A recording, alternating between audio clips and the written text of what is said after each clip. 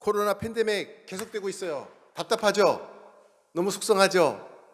정말 무엇보다 가장 속상한 게 지금 뭐냐면 이전처럼 함께 자유롭게 모여서 예배할 수 없고 또 함께 모여가지고 친교하고 교제할 수 없다는 게 너무 속상해요.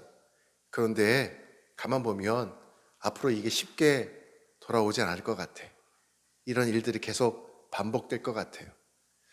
자, 그리고 더 가슴 아픈 게 있는데 그게 뭐냐면 금식 기도하는 거는 둘째 치더라도 기도원에 가가지고 정말 깊이 있게 하나님과 만나서 1대1로 교제하며 기도할 수 있는 것조차도 이제는 할 수가 없다. 이게 너무 가슴이 아프고 속상합니다. 이때에 우리 마음 가운데에 영적으로 어떤 생각이 들 수 있냐면 느슨해지고 게을러질 수가 있어요. 내가 지금 신앙생활을 잘하고 있는가? 불현듯 이런 질문을 하게 됩니다. 내가 지금 하나님을 잘 믿고 있는가? 내가 지금 바른 길을 가고 있는가? 나는 어떤 그리스도인인가? 아니 도대체 나는 누구지? 나는 지금 어떤 정체성을 가지고 살아가고 있지? 이런 질문을 스스로 하게 됩니다. 오늘 본문에 등장하는 세례 요한은요, 자기를 막 위협하고 괴롭히고 공격하는 사람들이 있었어요. 자, 그런데 그 사람들 앞에서 어떻게 흔들림 없이 자기의 맡겨진 사명을 잘 감당할 수 있는지, 그가 어떤 사람인지, 아니 그의 정체성은 도대체 무엇인지 오늘 말씀을 통해서 살펴봄으로써 나 자신이 얼마나 지금 나태해졌는지, 게을러졌는지, 흔들리고 있는지를 돌아보기를 원합니다. 오늘 주시는 말씀을 통해서 예수님의 그 증인된 사람 세례 요한은 과연 누구인지 살펴보겠습니다. 인류 역사에 있어서 예수님께 가장 크게 인정받은 사람이 있습니다. 그가 누굴까요? 성경에 기록되어 있는 사람들 가운데 예수님께 가장 크게 인정받은 사람이 있어요. 그가 바로 세례 요한입니다. 예수님은 그의 삶을 인정하셨어요. 그리고 이렇게 말씀하셨습니다. 마태복음 11장 11절에 보면은 이렇게 말하고 있어요. 내가 진실로 너희에게 말하노니 여자가 낳은 자 중에 세례 요한보다 큰 이가, 세례 요한보다 더 큰 사람이 없도다, 일어남이 없도다 라고 말하고 있어요. 아니 여자가 낳은 자 중에 세례 요한보다 더 큰 사람이 없다라고 지금 예수님께서 말씀하고 있어요. 이거 진짜 엄청난 칭찬 아닌가요? 이보다 더한 칭찬이 어디 있겠어요? 예수님은 인류 역사에서 세례 요한을 이처럼 정말 가치 있는 그 높은 자리에 올려놓아 주셨어요. 그런데 세상적인 관점에서 보면 이 세례 요한이 어떻게 보일까요? 예수님은 정말 예수님 관점에, 하나님 나라의 관점에서 볼 때는 세례 요한이 가장 높은 자다라고 칭해 주셨는데 세상적인 관점에서 볼 때는 세례 요한 지금 어떻게 보일까요? 세례 요한은요, 진짜 눈에 띄지 않는 사람이었어요. 한마디로 볼품 없는 사람이었어요. 그는 평생 집 한 채도 없었어요. 요즘 집 하잖아요. 그렇죠? 근데 세례 요한은 집도 없었어요. 어디서 살았느냐? 들판에서 살았어요. 성경에 그렇게 기록하고 있어요. 그럼 무엇을 먹었을까?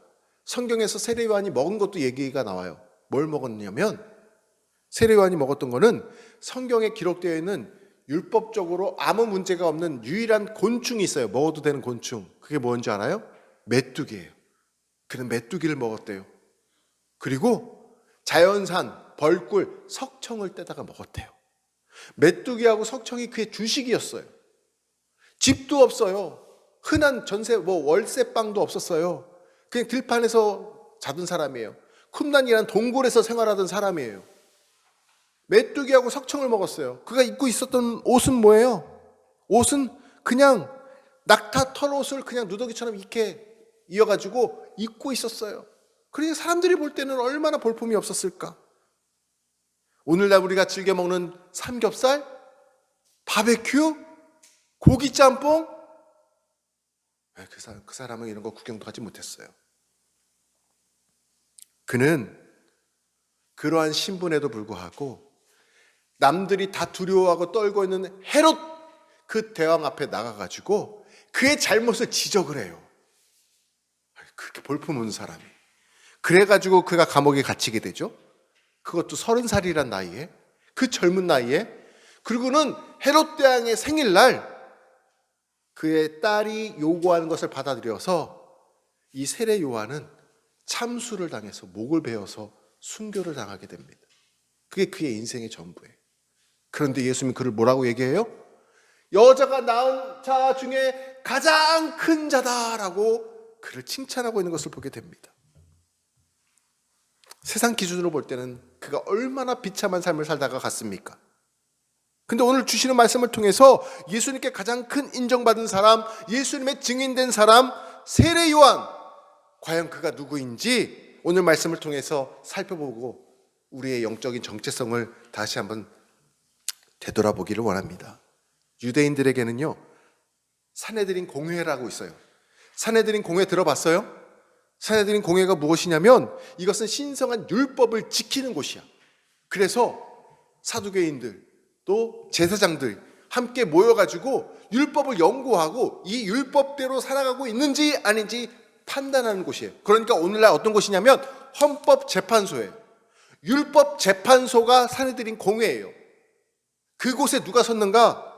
그 산헤드린 공회에 보시는 사진처럼 예수님이 쓰셨어요. 거기서 예수님이 네가 신성모독했다라는 이름으로 재판을 받고 죄인이라 칭함을 받고 저기에서 빌라도 총독에게 넘겨지게 돼요. 그게 산헤드린 공회였어요. 자, 이 산헤드린 공회가 있었습니다. 그런데 오늘 본문에 보면 제사장들과 레인들을 이 산헤드린 공회는 파견을 보내가지고 누군가가 선지자가 생겼다고 그러면 이가 진짜 선지자냐 아니냐, 율법에 맞는 사람인가 아닌가, 그것을 조사를 하거든요. 그럼 맞습니다. 그러면 그 사람 선지자로 인정해줬어. 이런 역할을 했던 거예요. 그런데 지금 보니까 세례 요한을 이 산헤드린 공회에서 파견한 제사장들이 조사하고 있는 걸 보게 돼요. 그 장면이 오늘 19절 말씀이에요. 요한에게 뭐라고 얘기합니까? Who are you? 내가 누구냐? 내가 누구냐? 라고 질문을 하는 거예요. 자, 이러한 세례 요한은 이러한 질문을 받았을 때 어떻게 답변을 할까요? 23절 말씀이에요. 23절 말씀. 제가 읽어드릴게요.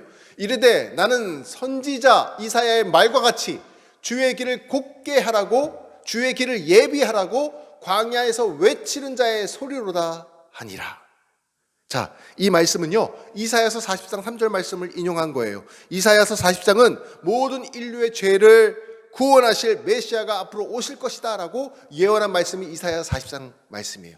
그 말씀 가운데 한 구절을 세례 요한이 지금 인용하면서 자기 신분이 누구인지를 밝히고 있는 거예요. 뭐래요? 예수님이 오시는데, 만왕의 왕 되신 예수님이 오시는데 나는 그분의 길을 예배하라고 광야에서 외치는 자의 소리다 라고 말하고 있어요. 광야에서 외치는 자의 소리. 도대체 이게 무슨 말이에요? 그의 정체성이 도대체 뭔 거예요? 예수님은 만왕의 왕이 되십니다. 만주의 주가 되십니다. 자, 그분이 이 땅 가운데 오셨어요. 그분이 지금 이제 그분의 길을 가시는 거예요. 자, 그러니까 그의 길을 예비하는 역할을 누군가는 해야 되잖아요. 그 역할을, 그 정체성을 이 세례 요한이 지금 감당하고 있는 거예요. 그게 그 사람의 사명이에요. 예를 들어서 이래요. 옛날에 세종대왕이나 조선시대 왕이 어차라고 해요. 어차. 행렬을 하게 되면 어떤 일이 벌어질까요? 우리 친구들 생각해 봤어요? 왕이 탄 가마가 앞으로 쭉 행렬해. 6,000명이 막 같이 따라갔다고 그랬잖아요. 화성으로 막 갈 때, 정조가 갈 때. 자, 어떤 일이 벌어질까? 맨 앞에 선 사람이 이렇게 외쳐요. 어이! 어이! 주상 전하 납시오! 길을 비켜라! 이렇게 외쳐요. 어이! 어이! 임금님이 나가신다! 길을 비켜라! 이 역할을 감당하는 사람이 맨 앞에 선 자인데 그가 누구냐면 내시, 내관이라고 불러요. 이 사람이 광야에서 외치는 자의 소리예요. 자, 만왕의 왕 되신 주님께서 메시아로서 그의 사역을 시작하실 때에 그의 길을 예배하라고 하나님께서 세우신 자가 세례 요한이었어요. 어이! 어이! 만왕의 왕 되신 예수님이 우리의 구원자로 이 땅에 오셨다! 라고 외치는 거예요. 요한복음이 쓰여진 목적이 무엇입니까? 하나님의 아들 예수 그리스도를 밝히 보여주는 것이다라고 말씀을 드렸어요. 1장 서론의 글을 통해서 세례 요한은 온 우주 만물을 창조하시고 다스리시는 주님, 만왕의 왕 되시는 주님, 그 주님이 이 땅에 오셨다라고 선포하고 있는 거예요. 그것을 알리는 소리로서 하나님께서 자기를 부르셨다라는 거예요. 내가 누구냐고 묻는다면 나는 만왕의 왕 되신 예수님이 이 땅에 오심을 알리는 광야에 외치는 소리이다 라고, 그리고 그 역할을 부름받은 자이다 라고 말하고 있는 거예요. 자, 제사장들 잘 들으시오. 당신들이 이 땅에서는 높은 지책을 받고 있지만 나는 하나님의 부르심을 받았기 때문에 당신들이 지금 나한테 무슨 말을 하든지 간에 나는 조금도 주저하지 않고 이것을 외칠 것이다 밝히고 있는 거예요. 어떻게 이것을 자신 있게 밝혀요? 그가 어떤 신분인데 나는 하나님의 부르심을 받았고 나는 하나님의 보내심을 받은 자다 라고 말하고 있는 거예요. 이런 분명한 자기 정체성, 확신인 사람들은요, 세상에서 어떠한 공격을 받아도, 어떠한 지금 환경에 처할지라도, 오늘 비록 이렇게 적은 인원이 모여서 예배를 한다 할지라도 우리는 두려워하거나 불안해하거나 근심하지 아니하고 담대하게 우리에게 주신 사명을 우리가 감당할 수 있는 거예요. 성경에 보면 세례 요한처럼 자기 자신의 분명한 이 영적인 정체성을 가지고 자기 자신을 천명한 또 한 사람이 있어요. 누가 있을까? 세례 요한처럼 이렇게 담대하게 자기의 정체성을 밝히면서 사명을 감당한 사람, 그 사람이 바로 사도 바울이에요. 사도 바울이 로마서 1장 1절에서 이렇게 밝히고 있어요.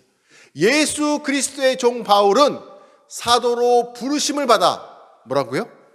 사도로 부르심을 받아 하나님의 복음을 위하여 택정함을 입었으니 말하고 있어요.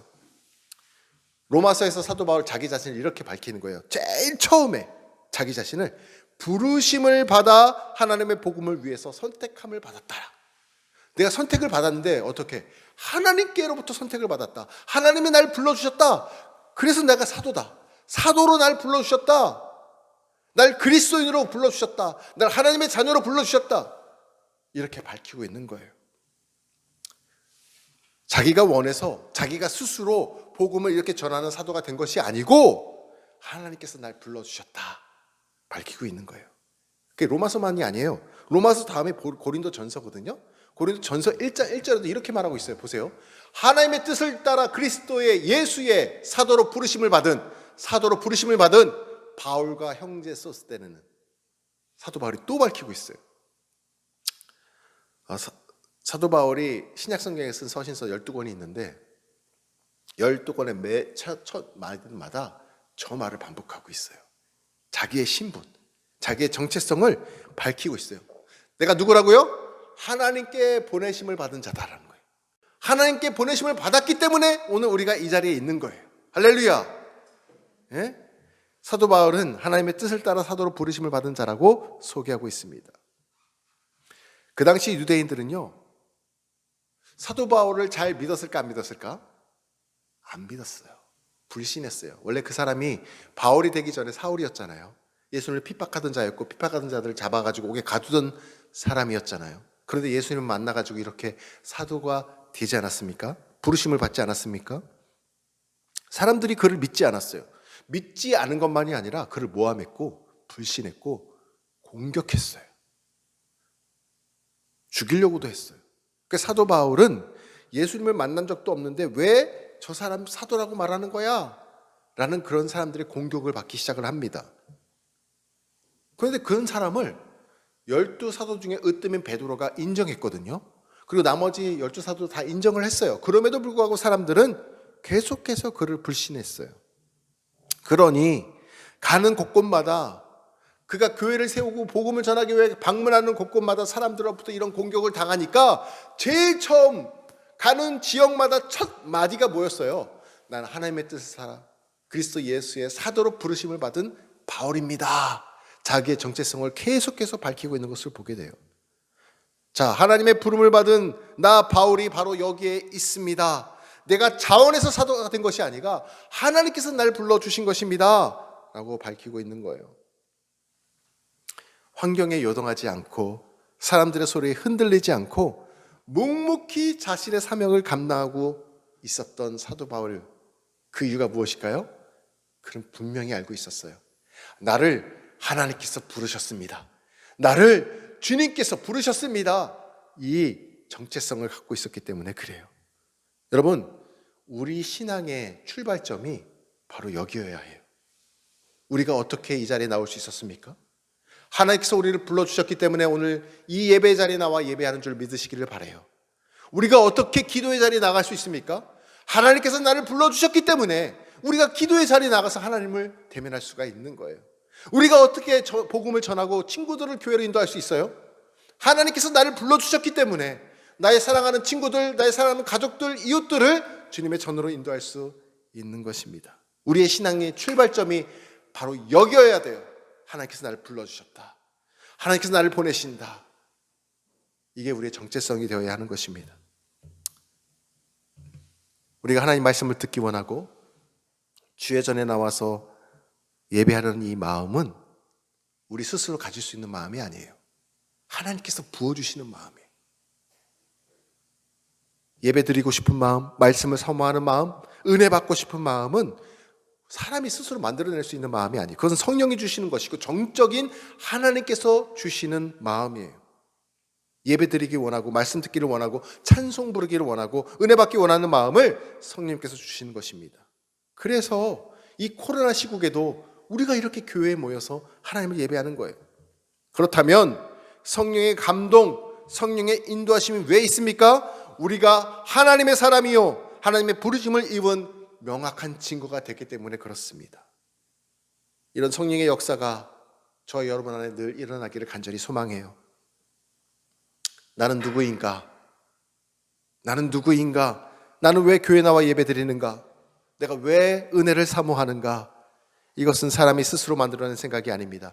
하나님이 주신 것입니다. 그러므로 내가 누구인가? 이 질문 앞에 세례 요한처럼 사도 바울처럼 나는 하나님의 사람이요 하나님의 부르심을 입은 사람이라 명확한 정체성을 가지고 하루하루를 승리하며 살아가시는 저와 여러분 되시기를 주님의 이름으로 축원합니다. 기도하겠습니다.